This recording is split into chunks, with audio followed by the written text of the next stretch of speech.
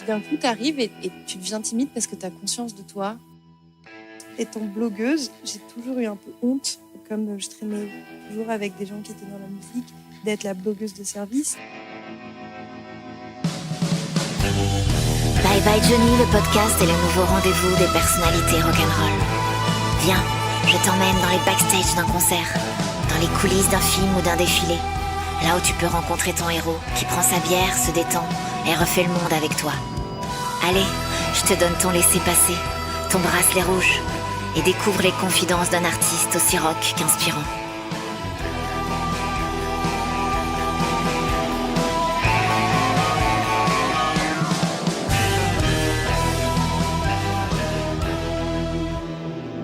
Aujourd'hui, je reçois la blogueuse artiste Louise Ebel, plus connue sous le nom de Miss Pandora.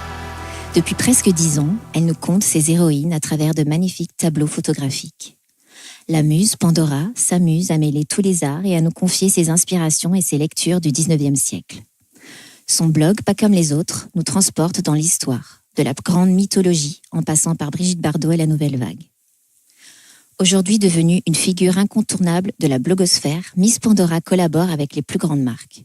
Je suis très fière de recevoir cette amoureuse de l'art et des époques marquantes pour la femme, le rock et l'écriture. Bonjour Louise. Bonjour. Est-ce que cette introduction te convient ? Je pense. Après, je ne sais pas trop quoi dire sur moi-même, donc on va dire que oui. J'aurais pu rajouter ses sublimes robes vintage, son adorable petit strabisme, sa plume féministe. Mais justement, si toi, tu pouvais te présenter de la manière dont tu rêverais qu'on te présente, non. Mais moi, qu'est-ce que tu dirais ? Alors moi, de la manière dont je rêverais qu'on me présente, c'est qu'on ne me présente pas. je déteste. Mon beau-père fait ça souvent, c'est hyper gentil. Mais dès qu'il me présente à des gens, il dit « Ah, Louise, grande blogueuse, je sais pas où me mettre, j'ai envie de disparaître. » En même temps, c'est vrai. Non, mais c'est pas de la fausse modestie, c'est vraiment, j'aime pas ça. Je sais pas si c'est parce que je suis vierge, ascendant Capricorne, qu'il y a un truc chez moi qui n'aime pas du tout le côté un peu lénifiant de ah oui, j'ai fait ci, j'ai fait ça, c'est extraordinaire. Et en tant que personne, comment tu te présenterais ? Ah, en tant que personne, vierge, ascendant Capricorne, on va dire, je sais pas. Ok, c'est pas mal pour... ça me va. On va commencer par tes débuts, c'est l'interview Bye Bye Baby. Est-ce que tu te souviens de ce que tu voulais faire petite ?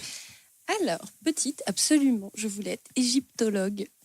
Donc, je n'ai pas fait ça, vu que j'étais quelqu'un de très antiscolaire. Donc, je pense que si j'avais vraiment voulu être égyptologue, il y aurait eu un petit problème au bout d'un moment. J'ai quand même une licence d'histoire de l'art, hein, c'est déjà bien.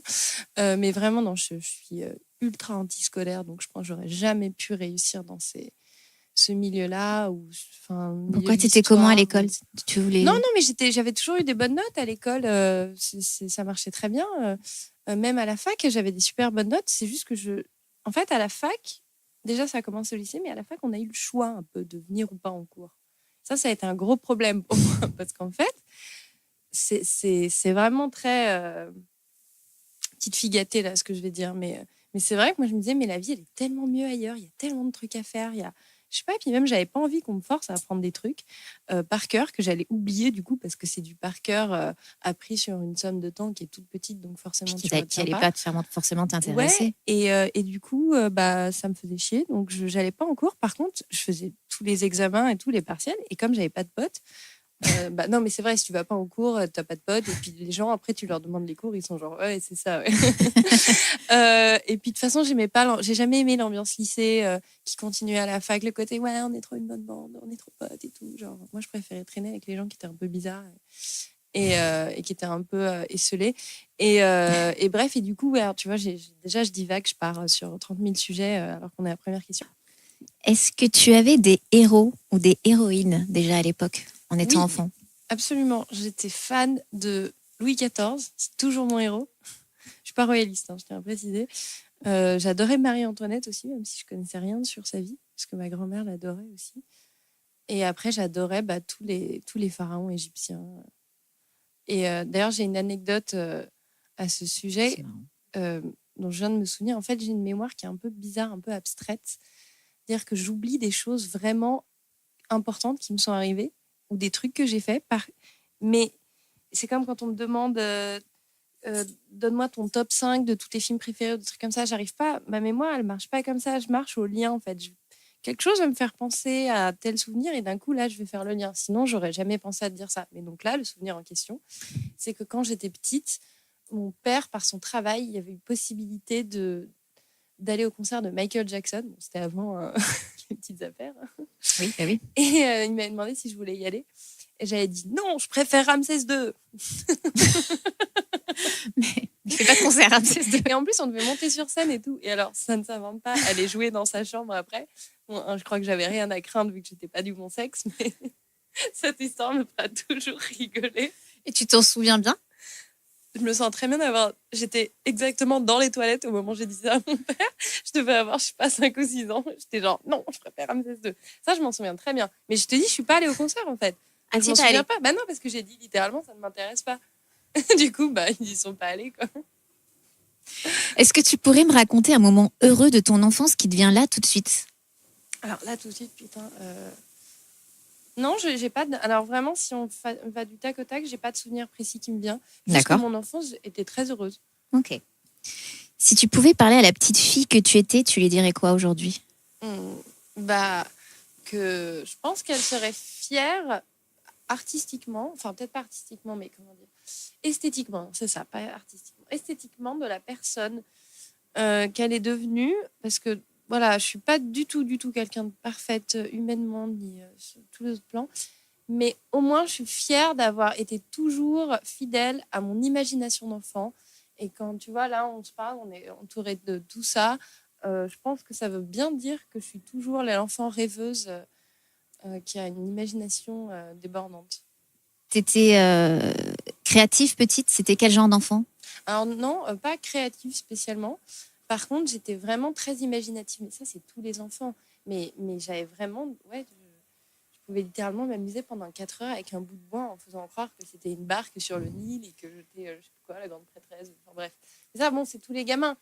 Mais moi, j'étais obsédée par ça, en fait. La différence, je pense, entre les autres gamins... Enfin, pas tous, hein, parce qu'il y a plein de gamins comme ça. Mais c'est que moi, vraiment, ça m'obsédait. L'Égypte... je ne voulais parler que de ça. J'avais un mausolée dans ma chambre où j'avais mes bouquins et je connaissais tout. Et c'était vraiment une obsession, quoi. Et tu avais beaucoup d'amis? Ou tu étais un peu isolée, enfant? En fait, non, j'avais des amis, mais c'était facile. Enfin, je sais pas, il n'y avait pas de... Ça a été difficile quand je suis arrivée au collège et d'un coup, c'était comme si on te donnait la conscience de toi. Et que tu ne savais plus, rien n'était naturel, en fait. Alors qu'avant, non, j'avais des amis, j'avais une meilleure amie, j'avais aucun problème dans mes relations, j'étais pas timide, au contraire, j'étais un peu folle. Mais puis d'un coup, tu arrives et tu deviens timide parce que tu as conscience de toi. Et je sais pas comment l'expliquer autrement. Oui, même l'image des autres. C'est comme si tout est... Il y a un grain de sable dans la mécanique et tout est brisé, et plus rien n'est facile. Bah, tu vois, comme dans ce film qui est très mignon, Vice Versa, là, le film de Disney, où d'un coup... tout est difficile, quoi. Tout est... Donc, plutôt, donc ado, ta période ado, c'était plutôt compliqué. Quelle période de merde, franchement. Mais, attends, mais pour tous les gens, déjà, je pense que c'est une période de merde. Mais alors, pour les gens qui sont rêveurs, qui sont hors normes, qui sont différents sur toutes les façons que ça a, la différence, tu vois, vraiment. Parce que moi, ça va, j'avais de la chance dans ma différence, c'est une petite différence, c'est pas... Mais c'est la pire période parce que les gens sont méchants et il faut rentrer dans le moule et on te... Tu sais, c'est vraiment le truc où on met la patte dans le moule et on dégage tout ce qu'il y a autour, quoi. Ça y allait au bulldozer et il y a des gens, je pense, après, qui se reconstruisent jamais dans leur imagination d'enfant, qui restent dans le moule toute leur vie parce qu'on les a foutus de force là-dedans. Et je suis contente de m'être récupérée parce que franchement, c'est une période qui te rend merdique. Banal et triste et mal dans ta peau. On va parler maintenant de ta carrière, c'est l'interview Bye Bye Badass. Quel grand mot. Quelles étaient tes motivations lorsque tu as ouvert ton blog? J'en avais pas pas spécialement. Je lisais des blogs, ça avait déjà commencé, j'aimais beaucoup en lire. Et je voulais pas ouvrir le mien parce que... Mais tu t'ennuyais pas quand tu lisais les autres blogs? Non, pourquoi? Parce que ton blog, il est quand même beaucoup plus recherché. J'étais plus jeune, peut-être plus basique, je sais pas. C'est pas du tout ce que je voulais non, dire. mais c'est moi qui le dis. Parce que j'ai l'impression vis-à-vis qu'il de est tellement moi-même. recherché, Mais non, mais moi, je suis pas... instructif que... Bon. Non, déjà, il n'est pas toujours recherché instructif. Et puis, c'est pas parce que j'aime la culture que je vais être tout le temps dans la culture. J'aime bien les fringues aussi. À l'époque, j'étais peut-être un peu plus superficielle, un peu plus intéressée par la mode au sens défilé, tendance et tout ça. Et puis, non, enfin, je sais pas, c'est comme dans la vie. Je peux être quelqu'un de très esthétique et je vais avoir envie de faire des vieilles blagues pendant 3 heures. Je vais pas parler que d'art et de culture. Sinon, ça fait bien sûr. quand même. Donc non, j'avais pas de motivation particulière. Je me dis, oh bah tiens, allez, moi aussi. Je vais le faire, moi aussi. Même si j'avais prévenu, c'était déjà dans l'intitulé, que les photos seraient moches. Parce que je travaillais pas avec des photographes. Donc c'était mes copines qui me prenaient en photo à l'arrache. C'était pas un grand blog, quoi. Et après, c'est devenu... après, parce qu'en fait, là où on m'avait conseillé d'ouvrir mon blog, parce que j'étais souvent prise en photo par les photographes de street style qui avaient des blogs très connus. Parce que tu avais déjà un look bien à toi. Ouais, assez marqué. Un début de look, on va dire. Et du coup, en fait, il y avait déjà un petit truc sur moi sur Internet dans cette espèce de microcosme de la blogosphère. Du coup, quand j'ai ouvert mon blog, j'ai eu des visites tout de suite. D'accord. Parce qu'il y a des blogueurs connus qui ont fait des articles là-dessus. Et c'était disproportionné par rapport au côté carrément merdique de ce que j'avais proposé. Je comprends. Et après, j'ai fait, bon, bah, je vais travailler. Travailler dans le sens, c'était une envie, parce qu'il n'y avait rien à tirer à l'époque de ça, quoi. Bien sûr. Pas de cadeaux, pas d'argent, rien du tout, quoi. Et je me suis dit, bon, bah, je vais me lancer là-dedans, je vais vraiment faire des photos et tout.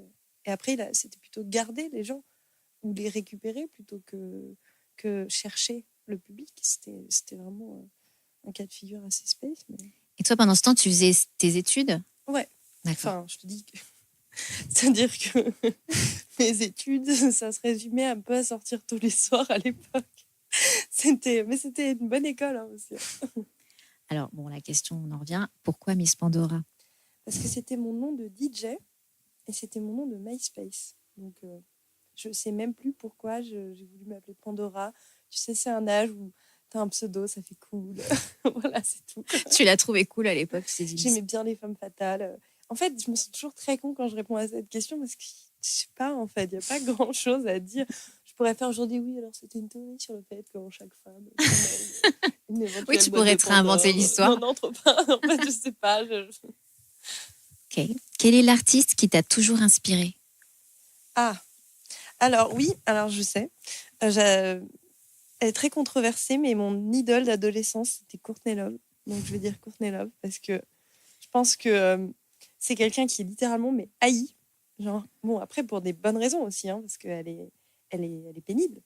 Et elle a fait quand même pas mal de trucs. Là, je viens de finir une biographie sur elle, une biographie non autorisée. Elle est vraiment folle, quoi. Je l'aime beaucoup parce que j'adore ses paroles. Je trouve qu'elle écrit extrêmement bien et qu'elle représente parfaitement la dualité qu'il peut y avoir chez certaines femmes entre la force et la fragilité. Après, en tant qu'artiste, c'est pas mon idole la plus influente. Enfin, déjà, j'aime pas le terme d'idole, donc il était mal utilisé, mais parce que c'est pas ses chansons qui me plaisent le plus. C'est juste, j'ai toujours beaucoup aimé cet univers-là. Et je sais pas si c'est cet univers qui a un peu formaté mes goûts ou si j'avais déjà ces goûts-là, mais je me reconnais énormément dans ce truc où, enfin bon, les gens ont une image de Courtney Love assez trash, mais c'est quelqu'un qui a des goûts hyper féminins. Elle aime tous les trucs les plus fifi et un peu vintage, et les tasses de thé en porcelaine et les fleurs séchées et tout. Et après, elle est genre complètement trash et en plus, elle a peur de rien et elle dit tout ce qu'elle pense. Elle est hyper intelligente dans un milieu qui est quand même ultra sexiste. Et elle-même est parfois un peu sexiste dans ses comportements parce que bon, c'est vrai que c'est une génération de féministes dans les années 90 qui porte encore, et de toute façon même encore aujourd'hui, tu as quand même toujours dans un coin de ta tête malheureusement l'influence de millénaires de patriarcat. Donc elle n'a pas toujours été cool avec certaines femmes. Mais c'est quand même l'expression même de la femme qui fait chier, quoi. Genre elle dérange, elle part fort, elle emmerde tout le monde. Ça, t'aimes bien ? Mais j'adore parce que c'est une grande gueule et tout le monde est gêné par elle. Tu vois ce que je veux dire, ce truc. Aujourd'hui, elle est un peu assagie, mais à l'époque, c'était oh non, voilà Courtney Love. Enfin, il y a des forums entiers qui l'insultent sur son Instagram. J'adore sa bio. Elle dit, attends, c'est quoi la traduction? C'est un endroit où les trolls peuvent se réunir, tu vois. Enfin, c'est vrai, quoi. Je veux dire, c'est la personne la plus trollée. Et c'est même, un de mes potes me disait, c'était aussi elle-même un des premiers trolls d'Internet, quoi. Parce qu'elle écrivait des trucs au vitriol sur des forums publics en signant de son nom et tout, tu vois. Trop pas peur, quoi. Et ouais, moi, j'aime bien les personnages de femmes qui dérangent, en fait. D'accord. Même si c'est pas toujours pour les bonnes raisons. Et tu penses que tu l'es? Que tu es un peu comme ça? Moi, je pense que je suis quand même quelqu'un d'assez assez détesté, on va dire.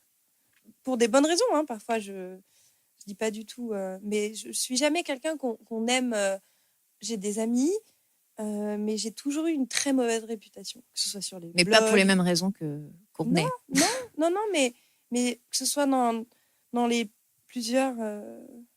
On a un peu oublié aujourd'hui parce qu'il y a plein d'autres blogueuses qui sont 100 000 fois plus connues, des youtubeuses. Moi, on me fout la paix aujourd'hui, c'est royal là-dessus. Mais à l'époque où mon blog était beaucoup plus connu et qu'il y avait beaucoup moins de monde, j'avais une super mauvaise image. Je me prenais plein la gueule. Je dis pas que c'est grave que je m'en prenne plein la gueule, mais c'était narcissique, prétentieuse. C'était tout de suite, c'était rarement positif l'image. Après, je comprends, je vois les photos, je comprends, ça peut donner une image. Mais c'est vrai que parfois, je me dis que je suis parano et que non, les gens ils m'aiment bien. Et puis j'ai des copines qui me disent qu'il y a des potes à eux qui leur ont dit ah mais tu serais là avec Louise et Belle, mais oh là là. Et alors, ça va être pour X truc. Elle se maquille, elle se la pète. Les nanas se maquillent. Mais oui, beaucoup. non, mais attends, j'ai quoi d'autre?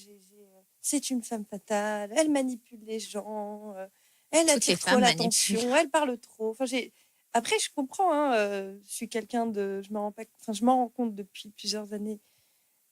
J'ai toujours vécu avec l'image de moi que j'ai acquis au collège, qui était l'image d'un télo timide et effacé. Et puis d'un coup, tu réalises qu'en fait, tu es plutôt du genre à trop occuper l'espace et que même les gens te le reprochent. Et là, tu te dis, ah, il y a une petite faille dans la perception de soi. Mais aussi, pourquoi? Parce qu'on est toujours dans des cases. C'est ça aussi le problème. C'est que tu passes de un télo moche à joli mais conne en l'espace de 10 ans. Et tu fais, attends, les mecs, là, j'ai pas compris, c'est passé quoi, en fait? Mais bon, voilà. Là, je parle un peu à tout va parce que c'est un sujet très, très long, le sujet de ma réputation. On va en parler après. Voilà, c'est quoi pour toi un artiste? Ça, très vaste question. Moi, je vais être... Alors du coup, comme c'est une très vaste question, je vais être extrêmement directe. C'est quelqu'un qui utilise une forme d'expression pour partager quelque chose. Ça peut être une émotion, une inspiration, quelque chose de manuel. Enfin, je sais pas trop comment l'exprimer, mais c'est quelqu'un qui crée. Et créer, ça peut être fait de façon tellement différente. Et moi, justement, on m'a jamais dit que j'étais artiste. On m'a beaucoup reproché de ne pas être artiste. Justement, est-ce que tu penses être une artiste? Alors, aujourd'hui, comme j'ai envie d'avoir confiance en moi, je vais dire oui, d'une certaine façon. Parce que, et encore, tu as vu, je m'excuse, tu vois, je dis d'une certaine façon. Je te le dis, tu ne serais pas en face de moi là, si tu ne l'étais pas. Enfin, pour moi, en tout cas. Bon, c'est gentil. Quand on fait quelque chose de visuel, on n'est pas pris au sérieux. Et je me dis... Un peu moins aujourd'hui, quand même. Je pense quand même être d'une certaine façon artistique, au moins sur la décoration, tu vois, au moins sur la mise en scène. Je sais le faire. Enfin, je suis pas... Je peux comprendre, tu vois, aujourd'hui, surtout, Instagram est très commercial aujourd'hui. Et je me sens d'ailleurs un peu gênée quand des gens me disent qu'ils ont regardé mon blog ou mon Instagram, parce que c'est vrai que le contenu, c'est vachement standardisé et je m'exprime beaucoup moins qu'avant. Je le garde pour d'autres choses, mon expression personnelle. Mais voilà, moi, étant blogueuse, j'ai toujours eu un peu honte, comme je traînais toujours avec des gens qui étaient dans la musique, d'être la blogueuse de service. Et c'est vrai que, ne serait-ce que par exemple, un de mes meilleurs potes me racontait que ses copines, parce qu'on se connaît depuis 10 ans, lui disaient toujours non mais tu traînes avec cette meuf, franchement, c'est une pauvre fille. Tu vois, c'est ça l'image, quoi. Mais tu vois, la plupart des gens, pendant très longtemps, vont dire de toute façon, c'est bon, tu fais que poser. Et je pense qu'encore aujourd'hui, il y en a. Et c'est pas Tu du fais tout pas grave. que poser. Oui, mais les gens peuvent pas le savoir. Ou alors, il faudrait que je sois hyper prétentieuse et je fasse alors DA par mois, mise en scène par mois, stylisme par Non, mais- mois, j'ai envie de dire. Non, En mais même ça temps, serait le travail, trop il a puant, été fait. quoi. Il a été fait par toi. Ouais, mais ça serait super pur. Je Oui, pense effectivement, qu'au bout d'un dit moment, comme tu ça, vois oui. qu'il y a un univers. Bon, voilà, tu vois. Mais même, j'ai un autre ami qui m'a vachement vexée. On était complètement bourrés et je lui dis ouais, parce qu'il m'a toujours encouragée là-dedans. Je vais passer à l'écriture maintenant et tout. J'essaye de switcher. Il me dit je suis tellement content. Il était super bourré. Parce que tellement content que tu arrêtes ce job de merde et tout. J'étais genre, merci bien. Déjà, ok. Alors si c'est mon job alimentaire, il est quand même mieux que beaucoup de jobs alimentaires. Oui, Et ça va. Je suis pas. Je pense quand même que c'est superficiel, mais je suis quand même aussi. Je sais pas. Puis tu te l'es créé, quoi. C'est ta Ouais. petite entreprise, c'est ton J'étais petit trop univers. vexée, quoi. Ouais, je comprends. Même bourré, tu étais vexée. Bah, j'étais un peu. T'as Non, réalisé. il était vraiment tard. Donc, puis tu sais, puis c'est le lendemain, j'étais genre. Oh putain, quel gros con. Est-ce que tu as besoin d'admirer la femme ou l'homme pour aimer l'artiste? Ou pas du tout? Non, parce que, par exemple, j'apprécie pas vraiment Courtney Love humainement de ce que je connais d'elle. Mais j'aime l'artiste. Donc voilà, non, pas besoin forcément. Bowie, qui est une de mes grandes idoles, je pense que c'était un vrai requin aux dents longues qui n'était pas toujours très cool, je pense. Mais j'adore l'artiste. Lorsque tu crées un tableau, une histoire pour ton blog, où cherches-tu l'inspiration? Bon, un peu partout, ça dépend, ça vient tout seul. C'est Donc, c'est autour. film, livre, Voilà, film, livre. Pinterest. Pinterest, ouais. Ça m'est déjà arrivé vraiment de partir de zéro et d'aller sur Pinterest et de faire bon. Et puis après, de trouver du coup un début d'idée qui en amène une autre et tout ça. Et ouais, les choses autour, l'histoire, trucs comme ça. Est-ce que l'improvisation a sa place lors du shooting? Est-ce que tu aimes tout diriger en amont ou tu laisses un peu l'équipe Je suis participer? devenue. Alors déjà, j'ai pas vraiment d'équipe. On est souvent deux. Oui, petite Donc, équipe. voilà, toute petite équipe. Mais moi, j'aime mieux comme ça. Enfin, ça sert à rien d'avoir 10 000 personnes. Tout que j'aurais du mal à faire bosser des gens. Tu vois, par exemple, des coiffeurs ou maquilleurs, s'ils bossent avec moi, il faudrait que je les paye. J'aurais du mal à payer tout le monde. Et j'aurais vraiment du mal à faire bosser des gens gratos. Entre photographe et modèle, c'est pas pareil. Il y a un échange. Puis après, quand il y a une collaboration, évidemment, les photographes sont payés. Mais donc, j'essaye d'avoir une équipe le plus réduite possible, déjà parce que je suis plus à l'aise de faire. Enfin, j'ai pas envie que des gens dépendent de moi, tu vois. Oui. Je préfère être indépendante. Et alors maintenant, aujourd'hui, je contrôle vachement. C'est vrai dans le sens où ça fait 10 ans quand même. À chaque fois, je regarde sur l'appareil pour voir si les vêtements tombent bien. En fait, en gros, comme je fais le travail de plusieurs personnes, c'est vrai que c'est pas au photographe de faire ça, de checker les trucs un peu idiots comme ça. Parce qu'en fait, tu penses que ça n'a aucune importance. Mais parfois, les gens ne se focalisent que là-dessus, sur la toute petite imperfection qu'il y a sur une image. Donc, j'essaye de faire plus attention à ça parce que quand j'étais plus jeune, justement, je faisais trop pas gaffe. Et il y avait plein de trucs comme ça. Genre, souvent, on me disait j'avais les bas qui plissent. Oh là là. Et alors, ça me fait marrer quand je retrouve. Souvent, j'avais des poils sous les bras. Et alors, c'est pas du tout que je sois contre. Mais souvent, j'avais complètement zappé. Et la photographe n'avait pas vu non plus. J'étais genre, bon, alors on le laissait une fois sur deux. Mais alors, oui, je sais pas. À l'époque, j'étais plus. Alors aujourd'hui, c'est marrant parce qu'aujourd'hui, au caca tout à l'heure. on est plus. Non, mais on est plus sur ce discours aujourd'hui. Oui, où on laisse. Et moi, c'est plutôt le contraire. C'est plutôt avant où j'étais plus genre, je m'en fous. Et aujourd'hui, mais personnellement, pour moi, je préfère me raser. Voilà. Alors, on est parti sur un sujet, mais alors totalement différent. Donc là, on a une info top. Est-ce que quand tu collabores avec des marques, est-ce que tu es totalement libre dans tes choix? Non. Non, non, jamais. Tu penses qu'elles viennent chercher quoi de différent en faisant appel à toi? Alors, honnêtement, je pense que tout le monde ne cherche pas des choses différentes en faisant appel à moi. Je pense que parfois, je fais aussi partie d'un ensemble de gens qui sont contactés parce qu'il y a tel nombre de followers.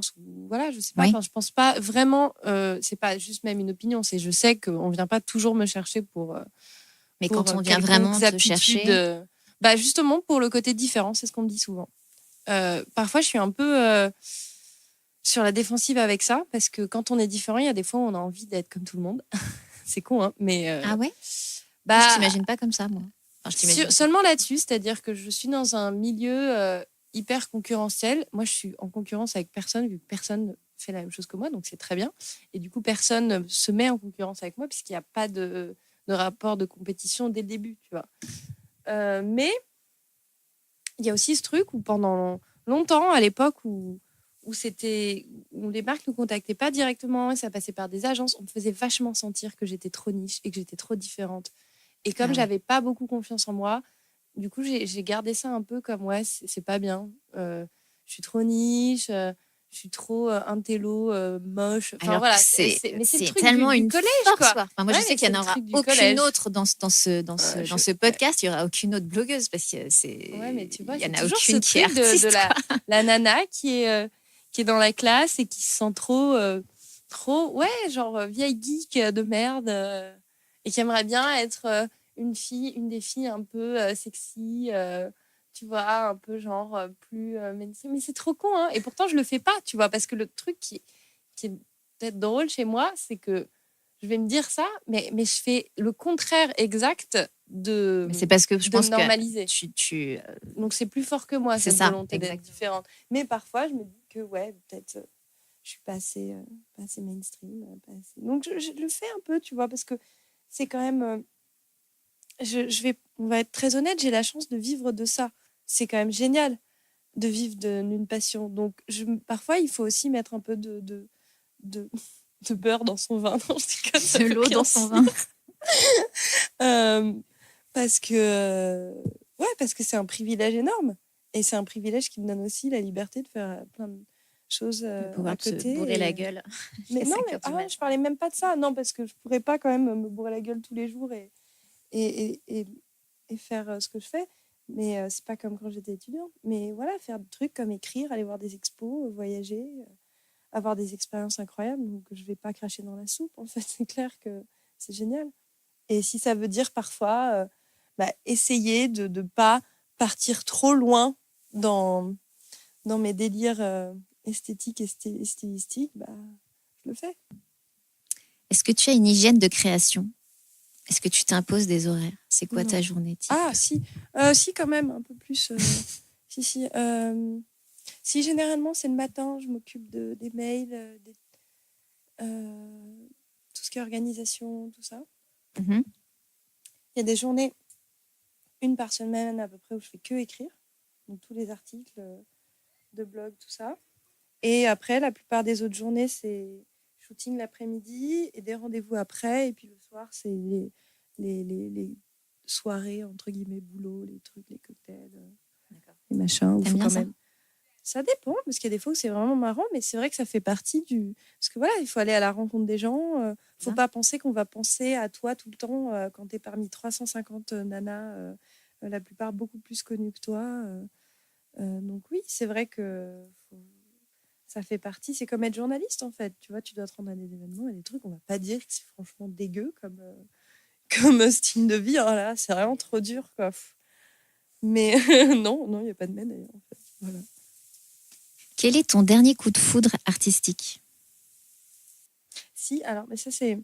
Je suis sûre qu'il y en a un peu récent, mais moi, j'ai souvent des périodes obsessionnelles sur des trucs. Et j'ai eu une période obsessionnelle sur un truc qui n'a rien à voir avec mes goûts. En fait, sur un film qui s'appelle The Room. Il y a eu un film sur ce film, d'ailleurs. Le film sur ce film s'appelle The Disaster Artist, et sorti il n'y a pas très longtemps. The Room, c'est le pire film, apparemment, de l'histoire du cinéma. Et c'est le rêve d'un gars qui s'appelle Tommy Wiseau, qui a tellement d'argent, mais on ne sait pas d'où ça vient, mais genre des millions. C'est-à-dire qu'il a mis genre 6 millions sur ce film, qui est un film qui a été très bien défini par des gens sur Internet comme la vision de l'Amérique par un mec qui a passé 300 ans dans un cercueil en Transylvanie et qui revient sur Terre, parce que c'est tellement improbable. Ça ne fait aucun sens. Il y a des phrases qui sont jetées là, qui sont devenues cultes. Et le film, aujourd'hui, il a un cult following de ouf parce qu'il est tellement absurde. Et je te dis, il y a même eu un film sur ce mec et sur le tournage dessus. Et ce gars, en même temps, c'est un héros. Ce mec est encore en vie ? Ouais. Parce que son rêve, c'était de faire un film et d'être un réalisateur. Il a fait ce film. Il a l'air odieux en même temps, tu vois, comme personnage. Ce film est improbable. Il l'a fait et ce film est devenu, bon, il s'imaginait faire le grand drame américain. En fait, il a quand même fait un film qui est devenu culte. Et quelque part, il a réalisé son rêve. Et bien sûr, maintenant, il surfe sur le truc. Il dit, ouais, j'ai voulu faire un film drôle. Mais ce film, en fait, tu peux le voir. Je l'ai vu 10 fois, peut-être. Tu peux le voir 10 fois, tu rigoles toujours autant. Il y a tellement de trucs que tu n'avais pas vu. Voilà, et j'ai une période où j'ai vraiment phasé sur ce film et sur le livre qui a été écrit dessus et tout ça. Ok, donc The Room. The Room, fantastique. Dommage, en France, je pensais que The Disaster Artist, qui est sorti genre en février, un truc comme ça, allait le rendre connu. Et que j'allais pouvoir en parler avec des gens, parce que je fais pas du tout partie des gens qui aiment que les trucs restent confidentiels pour faire je connais ça et pas toi. Non, je voulais trop pouvoir en parler. Et en fait, je sais pas, ça n'a pas décollé. Donc il y a encore presque pas de gens qui peuvent citer les répliques pendant 4 heures avec moi. Si vous aimez aussi The Room, manifestez-vous. Quelle est la chose que tu aimes le plus dans ton métier ? Ça, justement, ce que je disais tout à l'heure, le fait d'avoir accès à des expériences extraordinaires auxquelles j'aurais jamais accès en temps normal. Ou alors il faudrait que je sais pas, que je sois extrêmement riche. C'est pas que c'est toujours des choses qui valent de l'argent, mais je pense que c'est, tu vois, quand je dis expérience, c'est que je pense, je sais pas, à une visite privée de Versailles ou des trucs comme ça. C'est incroyable en fait. Oui. Et ouais, pour ça, je suis toujours mais tellement, tellement heureuse. Et je sais que je serai jamais blasée de ça. Le moins, alors c'est Instagram, c'est le fait que, et j'y participe, que tout s'est uniformisé.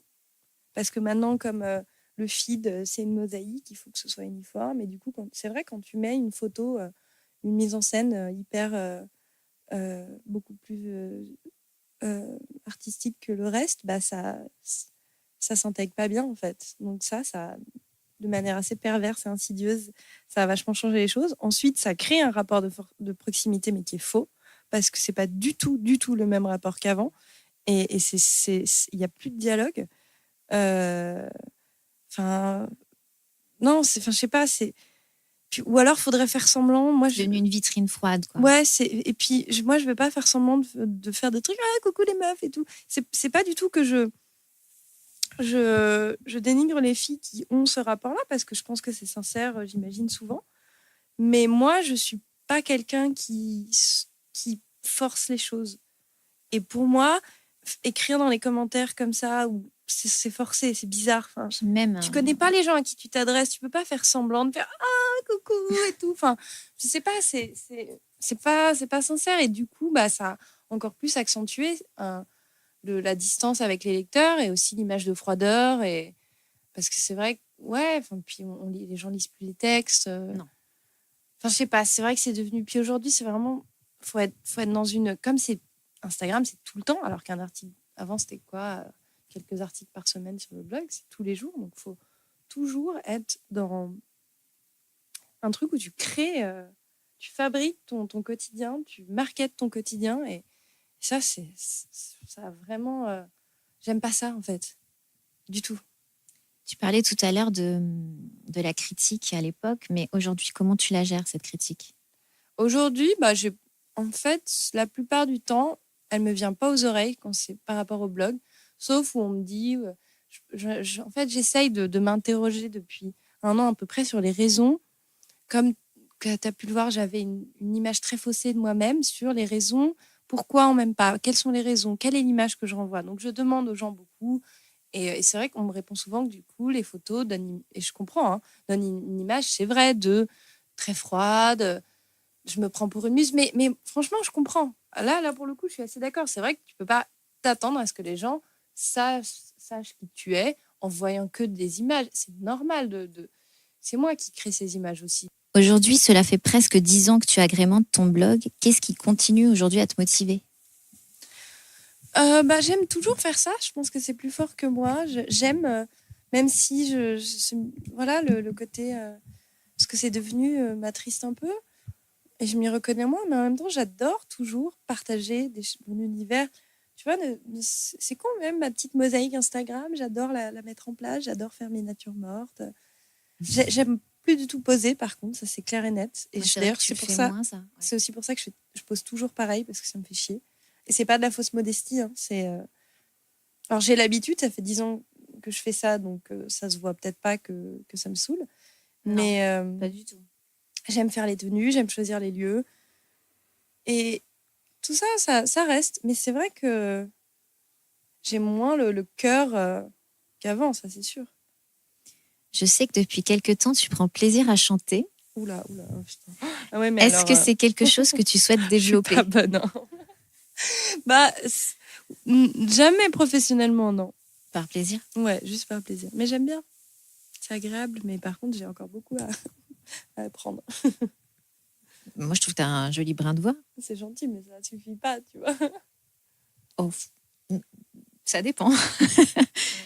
Justement, tu te vois où dans 10 ans? Aucune idée. En fait, j'ai jamais... les tournants sont toujours faits naturellement. Franchement, dans 10 ans, pas moi, je sais pas, aucune idée. Franchement, on verra. Est-ce que tu as des blogs ou comptes Insta qui, toi, t'inspirent? Ceux de mes amis. Je suis pas... Si, j'aime bien regarder. C'est vrai que sur Instagram, il y a des gens intéressants, mais ce qui m'inspire le plus, c'est vraiment ceux de mes amis. Et je suis généralement presque que mes amis sur Instagram. Parce que moi, j'adore... je choisis pas les gens pour ça, parce que ce serait quand même un élitisme.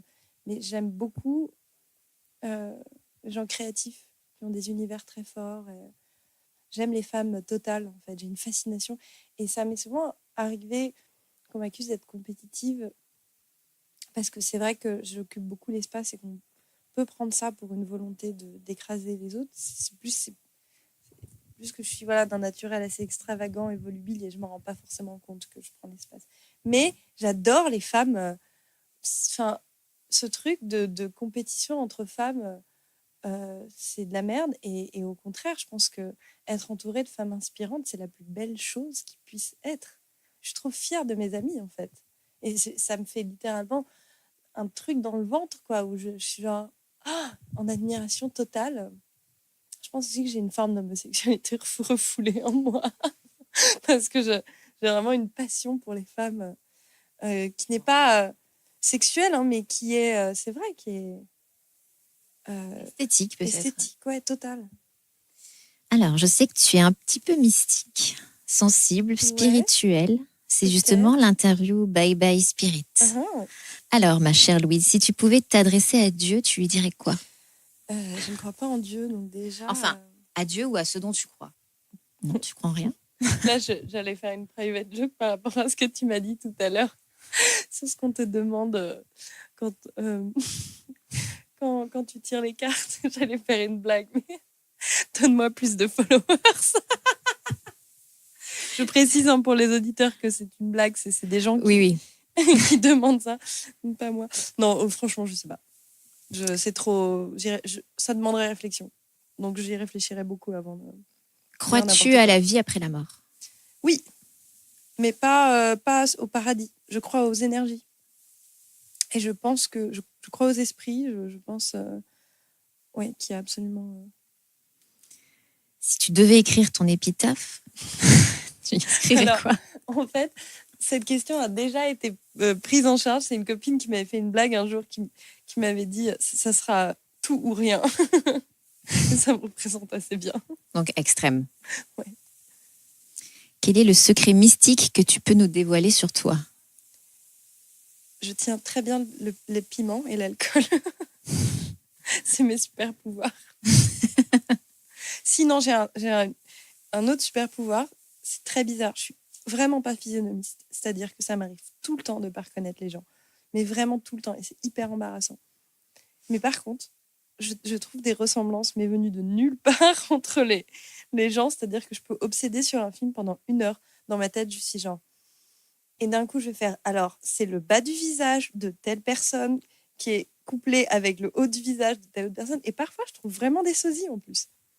Moi, je fais ça avec les animaux souvent. Enfin, je trouve avec les animaux? Ouais, je trouve que les gens ressemblent parfois à des animaux. Ouais, c'est vrai. C'est pas mal. Voilà, c'était un super pouvoir complètement inutile. Nous deux, on peut faire un truc sympa. Ouais, grave. On est ici à Paris, dans ton antre artistique. Peux-tu nous décrire ce cocon de création, là où tout se décide? Alors, c'est un appartement, il n'y a pas de blanc, pratiquement. Non. Sur les murs, Pas de sûr. Donc, c'est l'anti-appartement de blogueuse, en fait, puisque il n'y a C'est vrai. pas de quoi faire des flatlets blancs nulle part. D'ailleurs, ce mot n'existe pas dans cette pièce. Non, le minimalisme. Cet appartement pourrait être résumé par donnerait des cauchemars aux adeptes du feng shui. Beaucoup de poussière. On me demande toujours mais comment fais-tu la poussière? Je m'en fous. C'est un peu un musée. Je m'en fous en fait, la poussière. Vraiment, c'est peut-être crado, mais je le fais quand je peux et j'essaye de veiller à la propreté du coup d'autres choses pour pas que ce soit du coup dégueu en accumulation quoi. Mais Appartement de Loulou de la Falaise, quoi. mais voilà, c'est la poussière quand on a un appart comme ça. Bon. Est-ce que tu as des gris-gris? Bah, partout. C'est que ça, en fait. Oui, j'imagine. Quelle est la chose dont tu es le plus fier dans ta vie? Ouais, c'est spirit. Hein. Oh mon Dieu.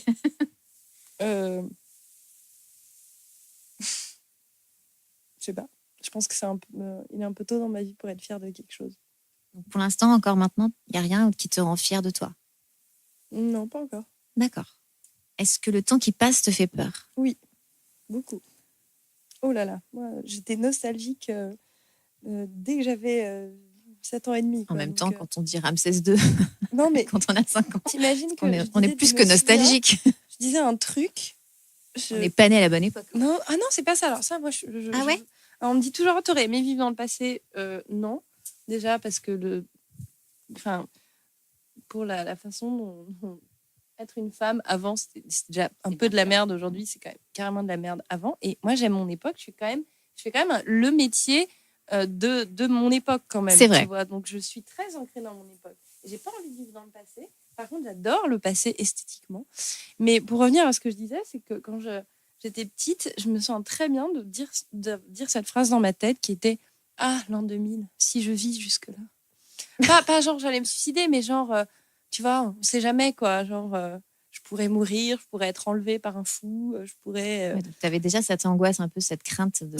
que ce côté, ouais, total. Ouais. Et puis, je me sens que je pleurais pendant des heures parce que mon petit frère allait grandir et ça me bouleversait. C'est Je marrant. suis hyper nostalgique. Du coup, tu entretiens quel rapport avec la vieillesse, toi? Très conflictuel. Aucune envie de vieillir. Vraiment aucune. Pas forcément un rapport avec le physique. Bah, ça, avant, ça, je le vivais très mal de par mon histoire familiale. Et ouais, voilà, parce que j'avais cette vision qu'au bout d'un moment, les femmes étaient remplacées par des femmes plus jeunes. Et à l'époque, je sortais avec quelqu'un qui était certes très amoureux de moi, mais qui était assailli par énormément de femmes très jeunes. Et des nanas qui me faisaient comprendre que fallait que je dégage et que je laisse la place, quoi. Et du coup, moi, j'étais très, très, très, très mal dans ma peau à l'époque. Je me trouvais horrible. Et je me disais que voilà, qu'un jour, j'allais pas être aimée pour moi-même. Et après, non, c'est vrai que j'ai eu la chance de rencontrer 2 personnes qui m'ont fait comprendre que, bien sûr, même qui me disaient que j'allais être géniale quand j'allais être vieille, que j'allais être belle. Donc, j'ai absolument pas peur de vieillir. Et en plus, je me préfère 100 fois maintenant sur tous les plans. Et donc, j'ai plus peur de vieillir physiquement. Parce que je trouve qu'une femme prend de la force en vieillissant. Et pour rien au monde, je voudrais avoir 20 ans à nouveau. Par contre, être vieux, ça, je sais pas, parce que ça a l'air d'être très difficile, la vieillesse, quand même. Quand je vois mes grands-parents, les grands-parents des gens que je connais, ça a l'air d'être vraiment difficile. Et je me dis, moi, avec ma sensibilité, ma nostalgie, ça va être horrible, en fait. Ça va être horrible, je sais pas. Donc, voilà. Okay. Quel compliment pourraient dire de toi tes amis? Écoute, en ce moment, j'ai l'impression d'être... Enfin, pas que... Je me sens comme une personne atroce. Donc, je sais même pas si... Là, c'est pas de la fausse autoflagellation, mais je sais même pas s'il y a des choses bien à dire de moi, mais que... Qu'est-ce qu'on pourrait dire? Je sais pas. On va demander. Et le défaut? Là, tu vas en trouver plein, évidemment. Ah, oui. Alors, moi, je suis égocentrique. Je le pense, hein, c'est vrai. Je suis pas égoïste, je suis égocentrique. Mais que eux pourraient dire. Hein. Oui. De toute façon, on parle ouvertement de mes défauts avec mes amis. Moi, le dialogue sur mes défauts est très, très open. Il faut... Donc ça, c'est ce qu'il dirait. Il Ouais, dirait que t'es oui, concentré. mais moi aussi, je le dis, tu vois. Parce que j'ai demandé aussi. Enfin, tu Donc, réalises tout le monde est tes d'accord défauts. là-dessus. Ouais, que je suis... Je peux être dure. C'est mon côté Capricorne. Ouais. Je peux être très dure. I know. T'es Capricorne aussi? Ouais. Je m'en rends pas forcément compte. Parfois, quand je suis en colère, je peux être dure. On me dit souvent, mais ça, c'est un défaut, que je fais trop confiance aux gens. Et de l'autre côté, on me dit aussi, ça dépend. C'est qu'à la fois, on me dit que je suis trop naïve, trop gentille. Et qu'avant, j'avais trop tendance à pas avoir confiance en moi et à m'excuser d'être. Et on me dit aussi que je fais du mal aux gens et que je suis une mauvaise personne. Bon, ça, c'est vrai que sentimentalement, je réfléchis. Enfin, non, c'est pas ça. C'est que je suis un peu perdue parfois, donc je fais du mal un peu, malgré moi. Et c'est normal qu'on me le reproche. Et voilà, donc je pense qu'on pourrait dire ça. Donc je suis inconstante, parfois. Enfin, j'étais. Ça, j'ai vraiment travaillé dessus. Qu'est-ce qu'il y a d'autre dans mes défauts? Alors ça, voilà. Certains... C'est pas juste, hein. Du coup, tu as plein de défauts et pas de compliments. Bon, alors, si je vais me trouver des compliments. Alors, moi, je pense, mais alors c'est ce que je pense moi, je pense être sincère, même un peu trop. C'est ce qui fait aussi mon défaut. Donc, très franche aussi. Très, enfin, ouais, voilà. très franche et sincère. Donc, je peux dire à ta pote, c'est pas beau. Ça c'est immonde. Bah, je pense, ouais. Et puis, je suis sincère dans mes amitiés. J'aime vraiment les gens. D'accord. Je suis fidèle en amitié. Vraiment, enfin, ouais, j'ai des amis depuis très compliment, longtemps. ça. Et je peux ne pas voir les gens pendant 6 mois et on est toujours potes. Enfin, mais c'est vrai que je suis toujours Ça, c'est le côté Capricorne. Et du coup, on comprend pas toujours ça. Que j'ai une vie, c'est vrai, qui est très active. Et du coup, je peux pas voir les gens tout le temps. Mais je suis leur amie. Et souvent, les amitiés se brisent parce que je me retrouve face à des gens qui ne comprennent pas ça et qui ne veulent pas comprendre. Et au bout d'un moment, moi, je deviens dure et je fais bon, stop, j'en ai marre de me prendre que des reproches dans la gueule. C'est ma vie, je peux pas faire autrement. Et ça, c'est le Capricorne qui dit « Oh, ça suffit, là hein !» Oui. Parce qu'avant, c'était la Vierge qui faisait « Ah, pardon, je suis désolée. » Voilà. On va passer à l'amour, justement. Oh là. C'est l'interview Johnny Cash et John Carter. Allez. Alors, Louise, est-ce que tu es déjà tombée amoureuse? Oui. D'une femme? D'une femme, jamais. Non. D'un artiste? Oui.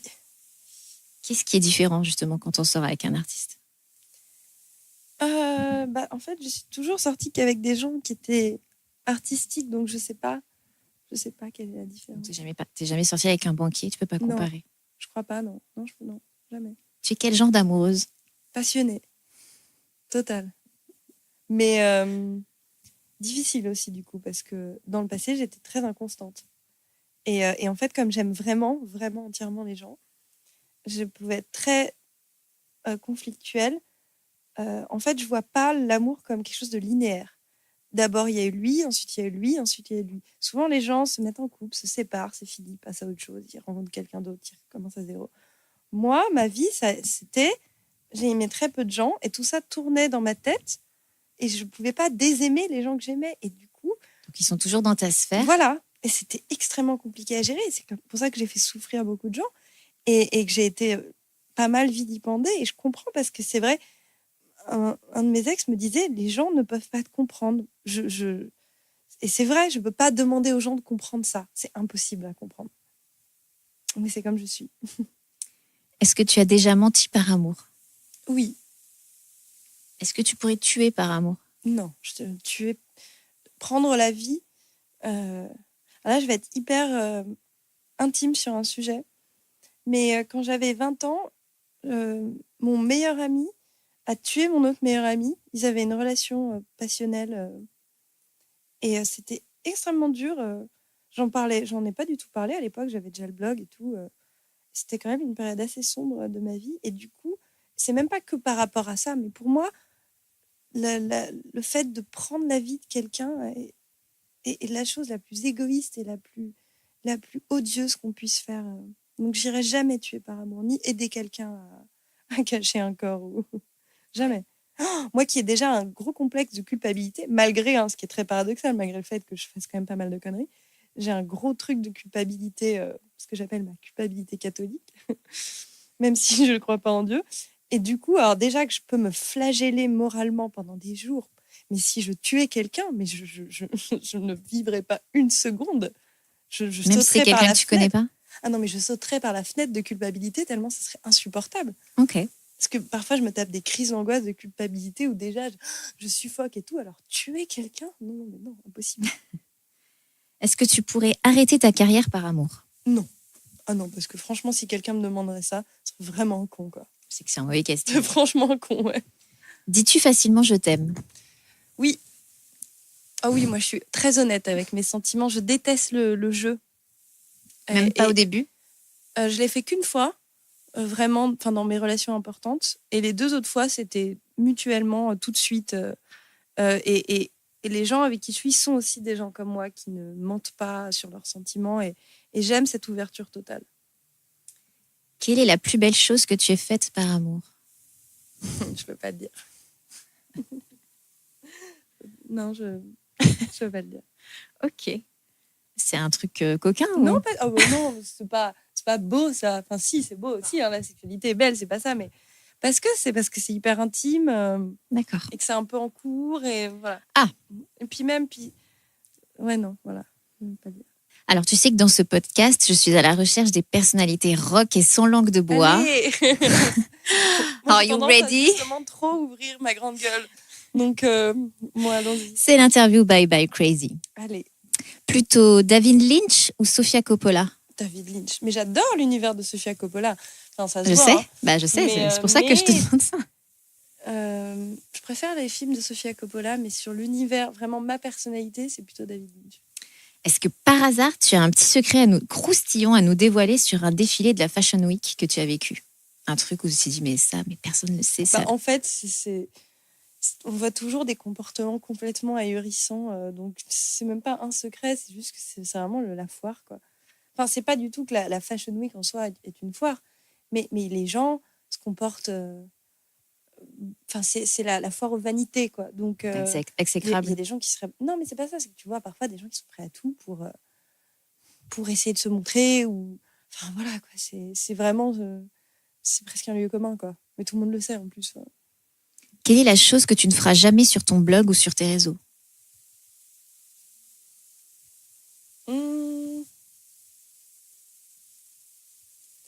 Je sais pas, dire coucou les filles. J'avoue, je te vois pas du tout faire ça. De quelle rockstar aurais-tu aimé être la muse? Alors déjà, pardon, je vais répondre, ça appelle une réponse courte, mais en fait, quand j'étais plus jeune, j'aimais beaucoup les groupies parce que je pense que je m'étais pas encore totalement formée dans mon caractère. Et c'est aussi un peu le problème, quand on est femme, on a souvent un choix de modèle qui est un peu réduit.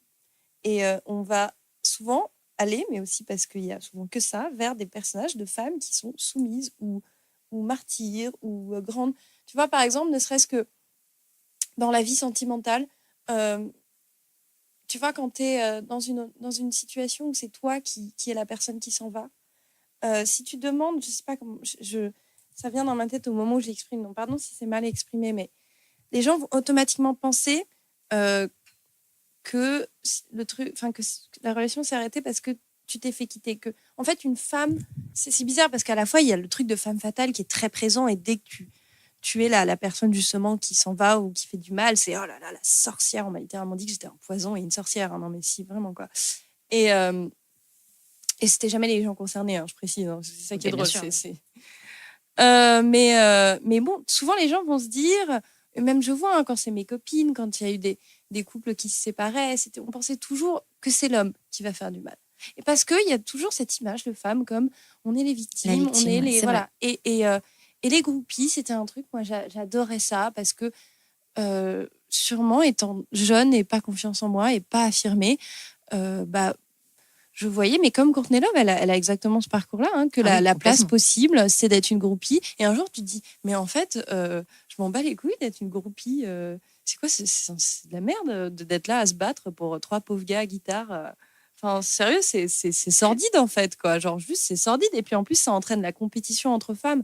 Parce que du coup, là, c'est le seul truc dans ma vie où j'étais compétitive, c'était quand il y avait quand on essayait de me piquer mon mec ou des trucs comme ça. Et c'est de la merde, en fait. Là. Alors ça, par contre, moi, c'est un truc que je pardonne totalement. Je suis pote avec des meufs qui, à l'époque, ont eu des histoires avec mon ex. Je m'en fous complet, quoi. Mais Ah ouais. Donc toi, tu peux être pote avec l'ex de ton mec. Tant qu'il n'y a pas de truc. En fait, moi, je pars du principe que si les gens sont sympas avec moi, je suis sympa. Voilà. Par contre, tant que c'est pas actif aujourd'hui, par exemple, si aujourd'hui on me fait un coup de pute, là, je vais pas être sympa, quoi. Et je peux même être redoutable. Mais si c'est du passé, enfin, je veux dire, on s'en fout, quoi. Vraiment, il n'y a aucun.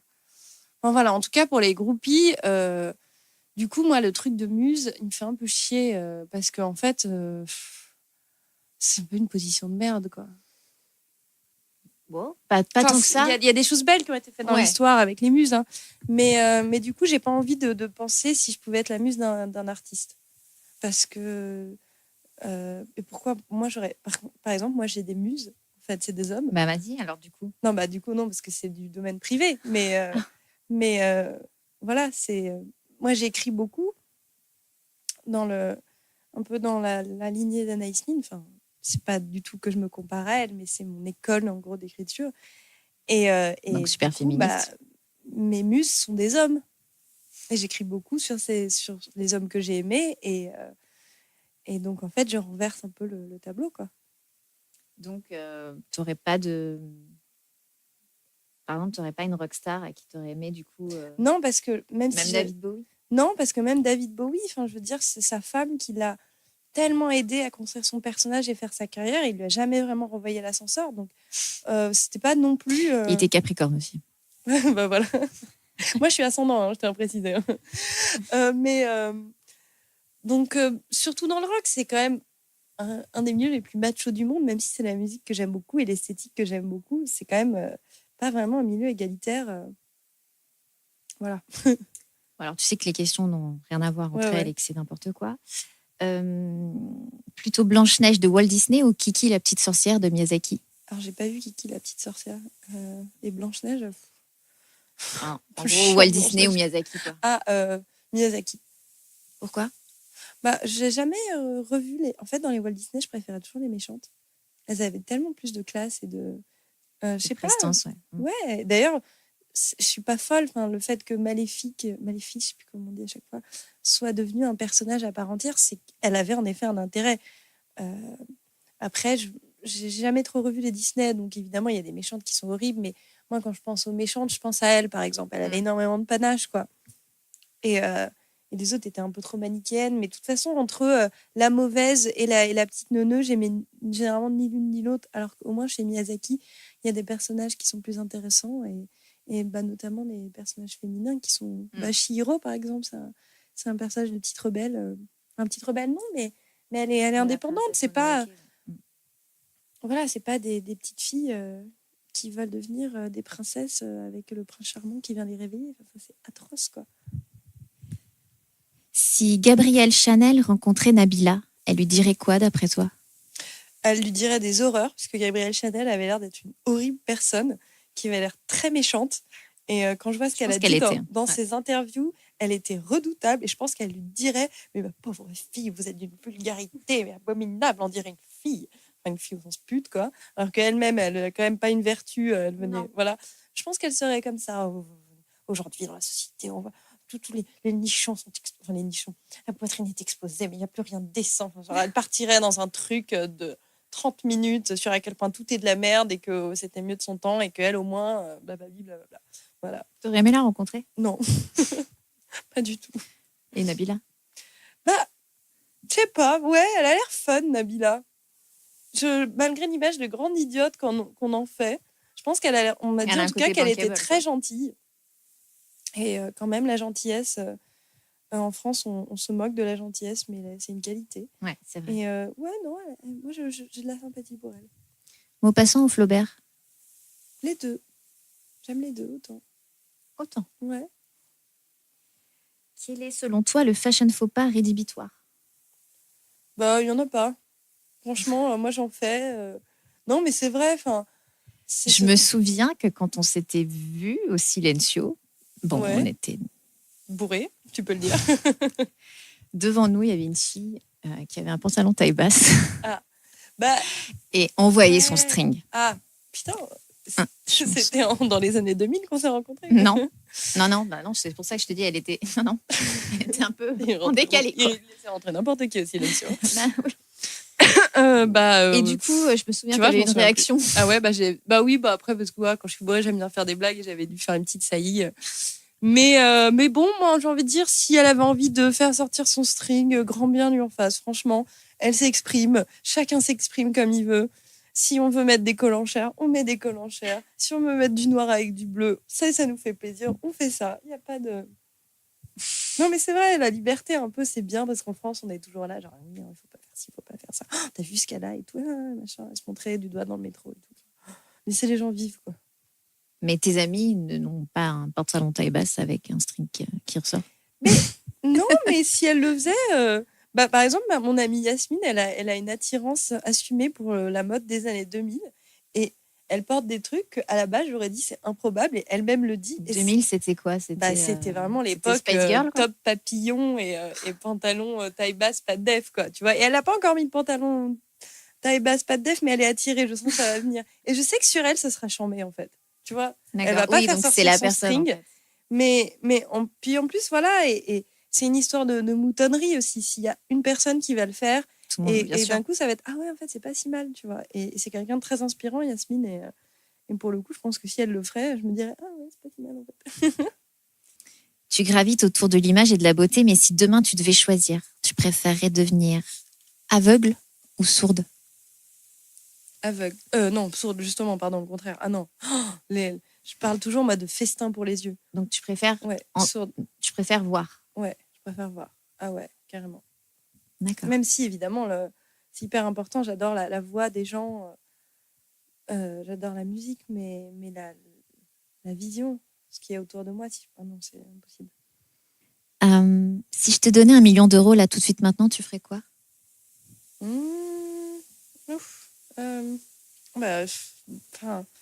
Beaucoup de choses, ce serait difficile à mon avis. Je pense qu'en tant que bonne vierge, je me mettrais autour d'une table et je ferais un papier avec exactement tout ce qu'il faudrait que je fasse.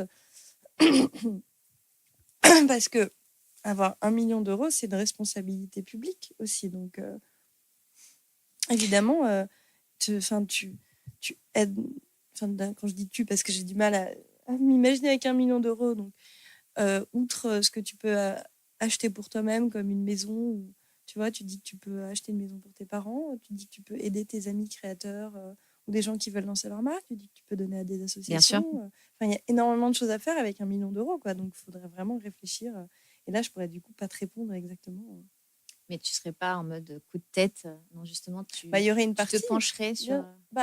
Non, je ferais. Enfin, évidemment, hein, je ferais aller faire du shopping, là, tu vois. Mais c'est comme je te dis, c'est une responsabilité publique. Donc, c'est pas juste de l'argent que tu vas utiliser pour toi. C'est bien. Il faut bien voir où tu le mets, à qui tu le donnes. Tu vois, c'est ce truc, genre, tu vas pas faire un truc public, genre, je vais le donner à telle association sans réfléchir, tu vois, pour faire un grand geste. Il faut que ce soit des choses utiles, des choses qui tiennent à cœur, des gens que tu aimes, que tu peux aider. Si tu pouvais partir en vacances avec une de ces 3 personnalités, ce serait laquelle? Brigitte Macron, Lady Gaga ou Madame Bovary? Oh putain, avec Madame Bovary, on se prendrait la tête au bout d'un moment, toutes les deux. On se voit trop autour d'un verre, genre refaire le monde en mode machin, être super. Non, mais non, je rigole. En fait, je connais pas très bien Brigitte Macron, mais là, je suis pas très outre le féminisme, je suis pas très politique, donc elle m'a l'air sympathique. Elle m'a l'air d'être une femme intelligente. Et Lady Gaga, le personnage m'agace pas mal en fait. Donc, je pense pas que je partirai en vacances avec elle. Mais en fait, Lady Gaga, ça serait un peu comme partir avec Madame Bovary, quoi. Enfin, les deux seraient un peu. Donc, pénibles, tu partirais avec Brigitte Macron. Je partirais avec Brigitte. À qui aimerais-tu faire un fuck là tout de suite maintenant? Un fuck? Alors, il y a beaucoup de gens à qui j'aimerais faire. Alors, attends, qui m'énerve vraiment? En fait, un bon gros fuck général à tous les gros connards qui, partout dans le monde, dans les industries, profitent de femmes qui ont pas assez de confiance en elle ou d'éducation féministe derrière elle, de possibilités aussi dans leur carrière de dire non. Des gens qui profitent de la faiblesse d'autrui comme ça, qui utilisent la force, ou que ce soit physique ou psychologique, pour parvenir à leur fin, et qui profitent d'un système qui est juste gangréné de partout, mais dans toutes les institutions par ça. Et ça, c'est vraiment un énorme fuck, mais dans le cul, quoi, tu vois. Tous ces connards qui profitent de ça, parce que j'espère que les têtes vont tomber, franchement. Elles ont commencé à tomber. Elles ont commencé à tomber, mais pas assez, quoi. Et tout le monde le sait à chaque fois. C'est ça le pire. En fait, c'est ça qui est horrible. En fait. C'est ça qui est horrible. Même dans femmes, tous les milieux. Même des femmes sont complices de ça, finalement. Mais ouais, parce que les gens disent rien, et c'est souvent ouais, elle l'a cherché, et puis voilà. Et on se met pas à la place des victimes. Et en fait, c'est tout un système qui est à revoir. C'est trop facile tu vois, de mettre... parce qu'en fait, ouais, moi, ça m'est déjà arrivé, tu vois, d'être dans des positions comme ça où des gens essayent un peu de profiter de moi. Et pour moi, c'est facile de dire non parce que j'ai un solide bagage d'éducation derrière, que j'ai la possibilité dans ma carrière, tu vois, ne serait-ce que financièrement. Mais il y a des femmes qui n'ont pas cette possibilité-là, toujours. Et c'est ça qu'il ne faut jamais oublier. Obligées de jongler avec... Et qui n'ont pas assez confiance en elles, ou qui ne savent pas dire non. Enfin, parfois, c'est culturel. Il y a certains pays, par exemple au Japon, où c'est encore plus compliqué. Mais voilà, et partout, il y a des prédateurs qui profitent de ça. Et le pire, c'est qu'à chaque fois, bah ouais, tout le monde est au courant. Et enfin, comme tu le sais, le podcast s'appelle Bye Bye Johnny. Si tu pouvais rencontrer un Johnny célèbre, vivant ou mort, ce serait lequel ? Bonne question. Non, Johnny Cash, je pense. J'aime beaucoup Johnny Cash. Ça, j'avais raison du coup. J'allais dire ça. En même temps, je savais que tu allais Johnny, dire ça. Enfin, j'avais parié que tu allais dire ça. Mais tu vois, c'est pareil. Il fallait que je réfléchisse et que je trouve tous les Johnny dans ma tête. Et comme ma mémoire est bizarre... Ça y est, c'est la fin de cette interview. Merci beaucoup, Louise. De rien. On terminera par un titre musical que tu as choisi et qui te définit. Mais avant de se quitter, une dernière question. Ouais. Alors, Miss Pandora. Déjà, tu m'as fait Miss Pandora, je sens que ça va. C'est quoi pour toi être rock ? Être libre, c'est tellement important. Être libre sans faire du mal aux autres. Ça, c'est très compliqué comme dosage. Hein. Mais être libre, apprendre à se libérer, à s'affranchir toujours de conventions obsolètes, c'est hyper important. Et pour moi, c'est vraiment ça, être rock, en fait. Voilà.